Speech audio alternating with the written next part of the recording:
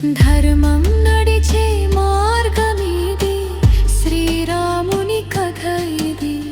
లోకం నడిచే వెలుగిది, రామాయణమిది. యుగ యుగాలు మ్రోగే గాథ, మనసులకు మార్గదర్శకమిది.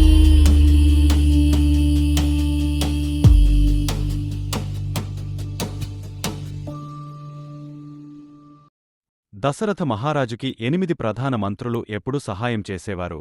వాళ్లు దృష్టి, జయంతుడు, విజయుడు, సిద్ధార్థుడు, అర్ధసాధకుడు, అశోకుడు, మంత్రపాలకుడు, సుమంత్రుడు, వశిష్ఠుడు, వామదేవుడు ఎల్లప్పుడూ దశరథ మహారాజుకి సలహాలు ఇచ్చే ఋత్విక్కులు. ఇన్ని ఉన్నా ఆ దశరథ మహారాజుకి ఒక బాధ ఉండేది. వంశోద్ధారకుడైన పుత్రుడు లేడనే బాధ ఉండేది. ఆయనకి అప్పటికి 60,000 సంవత్సరాలు నిండిపోయాయి. ఆయనకి అశ్వమేధ యాగం చెయ్యాలనే ఆలోచన వచ్చి వెంటనే సుమంత్రుడిని పిలిచి ఋత్విక్కులైన వశిష్ఠుడు, వామదేవుడు మరియు ఇతర పురోహితులని పిలవమని చెప్పాడు. అందరికీ తన ఆలోచన చెప్పాడు. అందరూ సరే అన్నారు. అశ్వమేధ యాగానికి కావాల్సిన సంభారములన్నీ తెప్పించి సరయు నదికి ఉత్తర తీరంలో యాగమంటపం నిర్మించారు. దశరథ మహారాజు దక్షిణ నాయకుడు. ఆయనకి 300కి పైగా భార్యలున్నారు. కాని పత్నులు మాత్రం కౌసల్య, సుమిత్ర, కేకేయి. తను యాగం మొదలుపెడుతున్నాడు కాబట్టి తన పత్నులని దీక్ష స్వీకరించమన్నాడు. అంతఃపురంలోకి వెళుతున్న దశరథ మహారాజుత సుమంత్రుడు ఇలా అన్నాడు.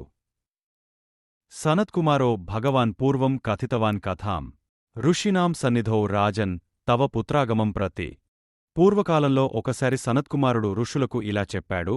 ఇక్ష్వాకువంశముల జన్మించిన దశరథ మహారాజుకి కుమారులు లేక అశ్వమేధ యాగం చేస్తాడు. ఆ యాగం వల్ల ఆయనకి 4 కుమారులు కలుగుతారు. కాని అశ్వమేధ యాగంతోపాటు పుత్రకామేష్టి యాగం కూడా చెయ్యాలి. ఈ 2 యాగాలని చెయ్యగలిగినవాడు ఋష్యశృంగుడు. ఆయన ఆ యాగాలని చేస్తేనే బిడ్డలు పుడతారని సనత్కుమారుడు చెప్తుంటే విన్నాను అని సుమంత్రుడు దశరథ మహారాజుతో అన్నాడు. ఆ ఋష్యశృంగుడు పక్కనే ఉన్న అంగదేశంలో ఉన్నాడు. కాబట్టి మీరు వెళ్ళి ఆయనని తీసుకుని రండి అన్నాడు. అప్పుడు దశరథ మహారాజు, నాకు ఆ ఋష్యశృంగుడు గురించి వివరంగా చెప్పు అంటే సుమంత్రుడు ఇలా చెప్పసాగాడు. పూర్వకాలంలో విభండక మహర్షి చాలా కాలం తపస్సు చేసి స్నానం చేయడానికి ఒక సరస్సు దగ్గరికి వెళ్లగా ఆయన రేతస్థానము నుంచి కదిలిన వీర్యం సరోవరంలో పడింది. ఆ వీర్యాన్ని ఒక జింక తాగి గర్భం దాల్చి శిరస్సుమీద కొమ్ము ఉన్న ఒక పిల్లవాడికి జన్మనిచ్చింది. అలా శిరస్సుమీద కొమ్ముతో పుట్టాడు కాబట్టి ఆయనకి ఋష్యశృంగుడు అని పేరు పెట్టారు. ఆ విభండక మహర్షి ఋష్యశృంగుడికి సమస్త వేదాలు, శాస్త్రాలు, యజ్ఞయాగాదులు అన్నీ చెప్పాడు.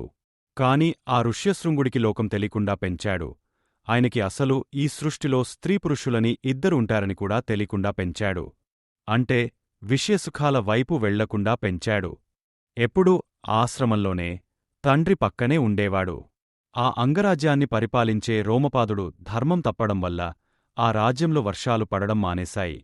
దేశంలో క్షామం వచ్చింది.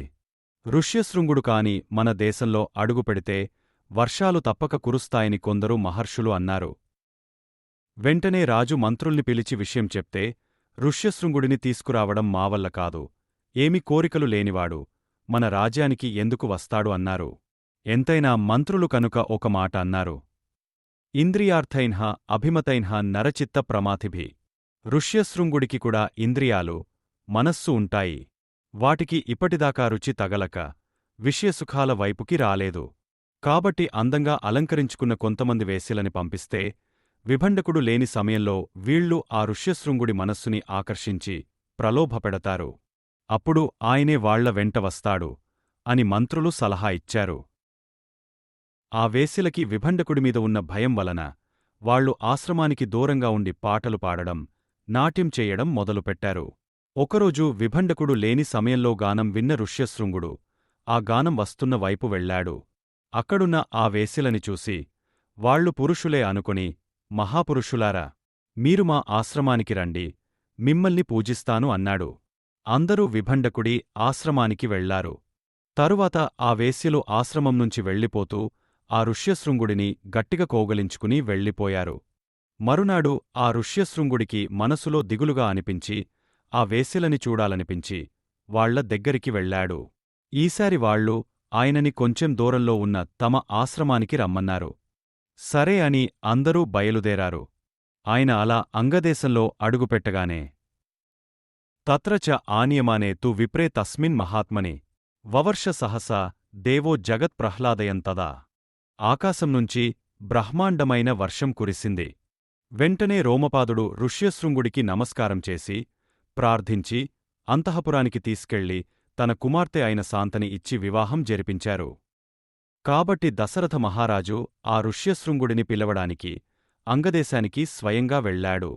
అక్కడ 8 రోజులున్నాక వెళ్ళిపోతూ దశరథుడు రోమపాదుడితో ఇలా అన్నాడు: మా ఇంట్లో ఒక ముఖ్యమైన కార్యముంది, కనుక నీ కూతుర్ని అల్లుడిని కూడా నాతో పంపిస్తావా అని అడిగాడు. రోమపాదుడు ఆనందంగా పంపించాడు. దశరథుడు చాలా సంతోషించి వాళ్లని అయోధ్యకి తీసుకెళ్లాడు. ధర్మం నడిచే మార్గమీది, శ్రీరాముని కథ ఇది.